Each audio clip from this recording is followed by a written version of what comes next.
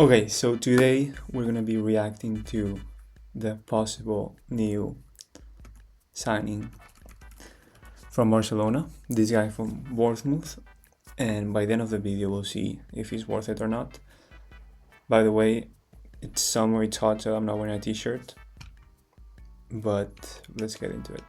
So first, we're seeing this video that it says he has a better striking than Valverde and he's overflowing with quality. He'd be a top signing, says Mundo Despectivo. So let's see how he shoots. Keep in mind this is in case Julián Álvarez doesn't want to sign to Barcelona in the end because Atlético de Madrid don't let him leave. So let's see how he shoots. So from what I heard from him is that he's a very good 9, but very technical. It's not like one of those 9s that are like very slow, like Zlatan, or well, actually Zlatan was pretty technical, but someone like Lukaku, let's say, he's more like almost like a dribbler as well. That's my first assessment. But of course, in the training, everyone scores. Like if you see Cherky in the training, he scores all the goals. But what matters is in the game, right? Qu'il a dit ou pas? Ok.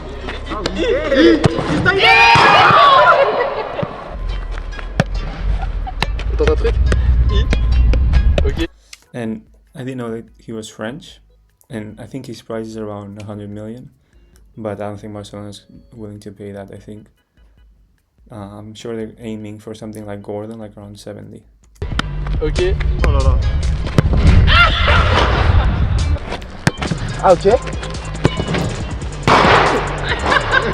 To be honest, I never heard of this player before the transfer news. But I don't know how Bournemouth always has top talent, and I actually seen some highlights from their past seasons, and they played pretty good. And they used to have the guy Madrid signed and Houston, and I think they have the big Kluivert, the big brother, and Barcelona has the younger brother. And I actually like that player a lot. Maybe hopefully he joins Barcelona in the future. Eh, merci, fini.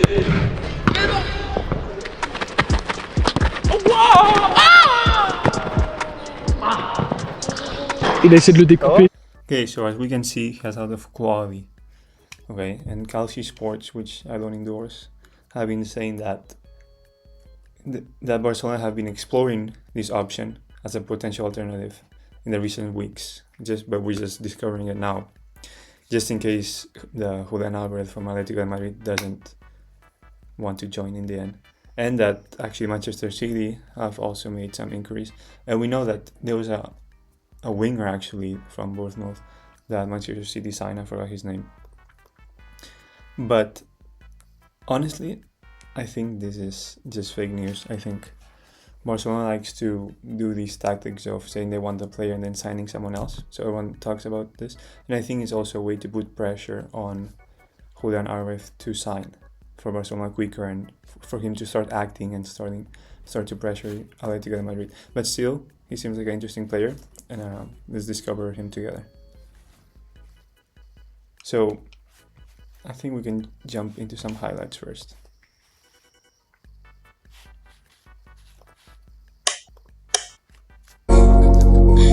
Straight up. As we can see, very athletic.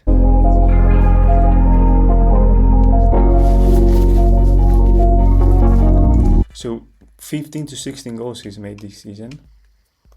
Let's see his stats before we watch his skills.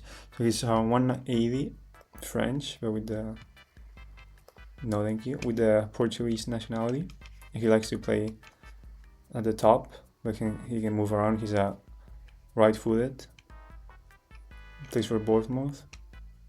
Okay, he joined pretty recently, and the market value is around 70 million. But of course, Premier League always tends to inflate their players. And I wonder if so he has played for the national team. He comes from Lorraine. Okay, in France. So he wasn't alone He was on a loan to Bournemouth. No, actually, Bournemouth bought him, and then I guess he stayed at Lorraine, and then they acquired him finally. And he scored 13 goals in the Premier League. And I guess there's missing 3 goals still, so I guess they're from the past or maybe cup or something. Played into the area, and the shot is in. Oh, it's a nice 9 instincts there in the close to the goal. sensational. That is a pretty good finish because he has his back to the goal and quick reaction. Now the players would just try to make a couple touches and then the defense is on top of you and it's hard to score. From the substitute, Kroupi. Number 22 I actually like a lot. It's I like numbers that are same digits, like 11, because it's like Neymar wore 11 and maybe 11 was taken and 22. It's kind of a hint to that. I think they look pretty steady. Okay, let's see now how he... Kroupi. Behind the defender, he attacks the space well here. And great pass.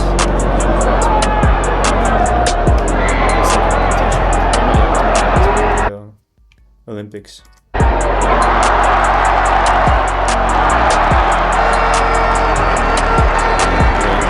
Again, good instincts. Nothing crazy yet, but like as a 9, you always need to have those instincts and one-touch goals.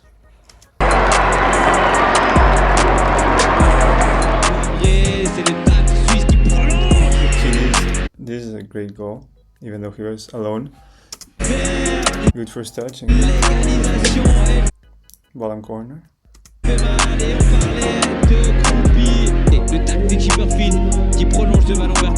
Corner early on for Bournemouth. Cliver once more, helped on by Semenyo, and in! Again, you need to be at the right place, right time, and I mean he was this defender. I don't know what he's doing, but yeah, I mean you need to be there. An early goal for Bournemouth.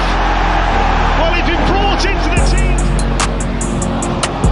He's in the way, but not down with. It's 2-0. He's there again. Fabulous. The player that I was talking before is Semenyo.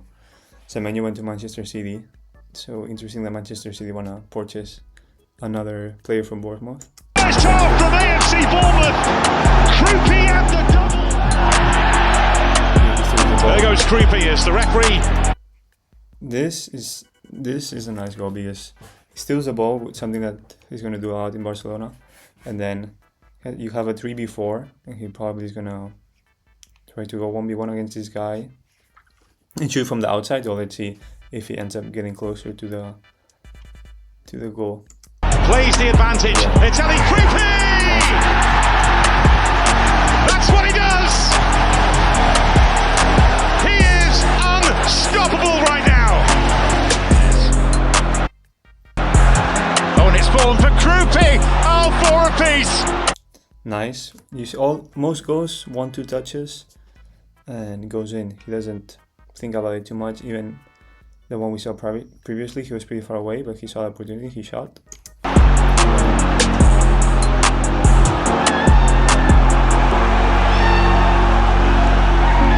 This is becoming... Him and Adeyemi will be doing backflips, so that's crazy. Imagine if that would be a cool celebration if they both do backflips. Okay, let's see here. Again, from outside the box, has space. Probably gonna do maybe... If we predict from what he's done in the past, he likes to do 1 or 2 touches and shoot directly. So let's see what he does in this situation. Worth the whack. Oh, what a whack! And what an introduction off the bench. Bournemouth not done yet. That's a tremendous goal and puts the Cherries right back in it. The Cherries actually were trained by a Spanish coach, and I think he's the coach that now went to Liverpool. And I think they played a pretty tactical gameplay or style of play, so he would probably fit in good in Barcelona. It's Fabinho couldn't get there. Senesi, and it's turned in. And it's Kroupi once again. Well, he's making a name for himself. Scott. You see, Bournemouth, they have these plays like 1-2 touches that are very nice to see. Like here, maybe he just shoots directly, but maybe he does a 1-2 with this player. Continues. That's nicely worked by Bournemouth. Kroupi! You see, he just likes, he has the goal in mind all the time. He likes to shoot directly.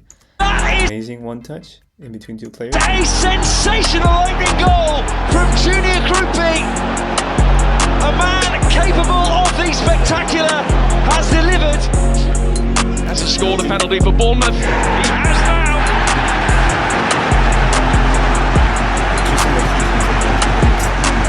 Maybe it's the current season where Semenyo left. Or maybe he provoked the penalty, so they let him shoot. Clever ball. True fair. And Kroupi.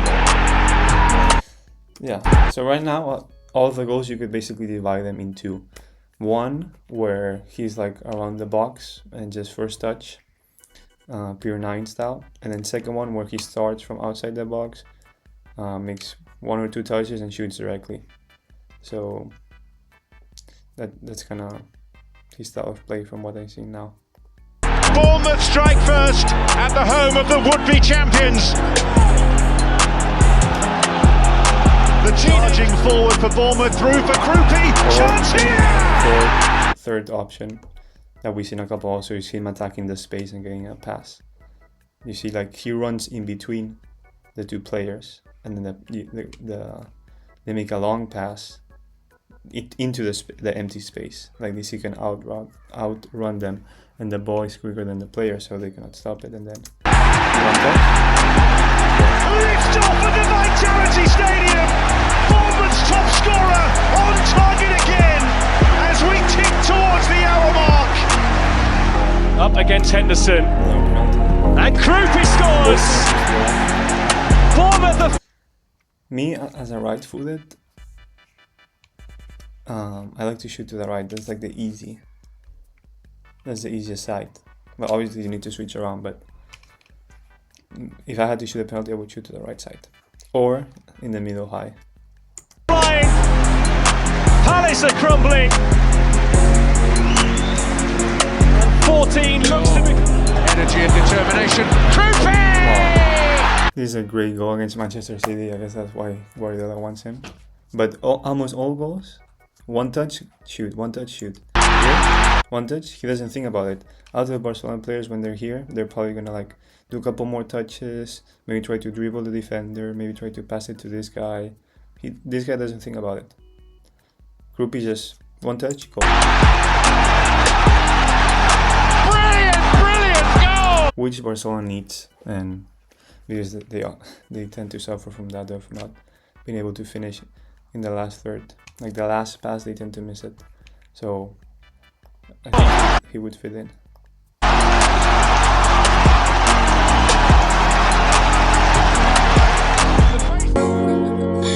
Straight up. Okay, here is some celebrations. Okay, so some initial thoughts is that I really like the player. I really like how he just doesn't think about it too much. Just one touch and he shoots the ball. I wonder about the price. I don't think it's nothing crazy. Like I wouldn't purchase him for like more than 80 or 70 right now, because Barcelona is coming out of now we're in a good financial situation, but it's like the first year where we can start doing big signings, and I think we need to do them very strategically. It is a profile that Barcelona doesn't really have, because they don't really have finishers. They have players like Ferran that are very good at running into the space, and they're very good at pressuring the defense to steal the ball. And I think it would be great to have a finisher next to Lamine, because he makes a lot of good passes, but we tend to not use a lot of the opportunities we have. So just because of that, I think it will be a good fit. However, let's see on the price, and I wouldn't go too crazy. And honestly, I think this is just to pressure Julian. But now let's go back and see what are the journalists saying in terms of this deal. So we see here Islam, who says that the Premier League actually sell players to other English clubs, which that means that since in the Premier League there's a lot of more money, they tend to charge a lot more. Like we saw recently, Chelsea bought the player for like 130 million. But as Islam points out, it is possible that even though they're reporting that they want 130, that's aimed towards Premier League clubs. And for Barcelona, they would be willing to sell it for cheaper. And I read before that the player is actually interested in joining. And obviously it's a big change going from Bournemouth to Barcelona. And the thing is, now in Barcelona, there's a pretty good opportunity for these players that they're hungry and they want to demonstrate, because the position of 9 is a little bit empty. And then we're going to see how we're going to play. I have here the lineup, and we'll see the different variations. But I think if I was a player, if I was him, I would join, because Lewandowski has left and we need a lot of goals. So moving on, let's see. So the same journalist says that he scored 13 goals this year, and he only had 8.3 expected goals. I think we've seen that in his goals, because out of his goals, he's outside the box where other players would normally pass it, but he always thinks about the goal, one touch and shoots. So that's why he's so effective, I believe. This stat makes sense now, seeing the highlights. And it's the biggest outperformance by any striker. Very interesting. I do like him a lot. Let's see what's his age. Okay, so he's only 20. That's crazy. Okay, because he looks a lot older.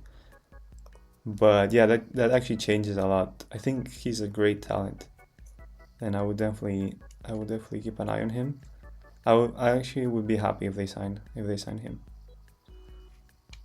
And here a couple more highlights, because Fabrizio have been informing. Let's see, Fabrizio is like the most reliable source, at least the more mediatic. Of course, he tends to get news from other journalists, and since he has the biggest platform, he gets all the credit. But let's see, he's basically saying the same as before, that they have Kroupi as a plan B in case Julián Álvarez doesn't work. But Bournemouth wants to keep him. But let's see the player. Nowadays, the players have out of power. If the players want to leave, the club tends to not want to have a player. They're unhappy, and the only solution is to leave him on the bench, especially if the player has a contract that's going to end soon and he can leave free next season. So they want to get at least some money, so they're kind of forced to sell. Let's see his contract. I wonder if this website says anything about the contract. Okay, his contract is until 2030. So he has a pretty long contract still. But now that we've seen him play, let's see how we would create a lineup. So here, Joan Garcia, obviously. Okay, we can see the full squad here. Probably Marc-André is gonna leave. Okay, there's rumors that he's leaving to Ajax, but I think there's some problems with his salary. So, but I hope he leaves, because he has one of the highest salaries in Barcelona. Those are salaries back when Bartomeu was president, and it would create a big salary margin for us to sign other players. So Joan Garcia is going to be definitely number one. The question is, do we want Jesnik to be number 2 for the cup, or should we sign someone else, or maybe have someone from La Masia? I think what they're probably going to do is just have Jesnik and have Joan Garcia play everything except a couple games. However, if he gets injured, it's a big deal. But for now, Joan Garcia. Then defenders, this gets a bit more complicated. Definitely, we have Cubarsí here, that he's untouchable. And then the question is, are we going to play... Let's see how Araujo comes back from the injury. Let's see if Koundé ends up leaving. Eric Garcia, if he's gonna play in the center on the right side. Gerard Martin. Right now, based on what we have, the lineup I like the most is this one. Maybe Koundé even could start. With Araujo, let's see how he comes back. But recently he hasn't been doing that great. Araujo could be kind of play the role of Laporte, but I don't know what's going on. And then Koundé hasn't had a great performance on the right this previous season. So let's see. I think Eric Garcia or Koundé are interchangeable here. Okay. Then on the left, I will put Cancelo. And then whenever we have a more difficult game where we need to play more defense, we can play with Gerard Martin. But for now, let's do this. And then midfield, obviously, Pedri. Hopefully he comes back in better form than in the World Cup. And then, so in Fermin, let's see how he comes back from injury. We have De Jong also coming back from injury. Gavi, who didn't play much, hopefully he's rested. I think right now, the lineup is going to be this. At least in the beginning of the season, while De Jong gets back with Olmo, and then slowly Gavi will be coming in, Fermin will be coming in,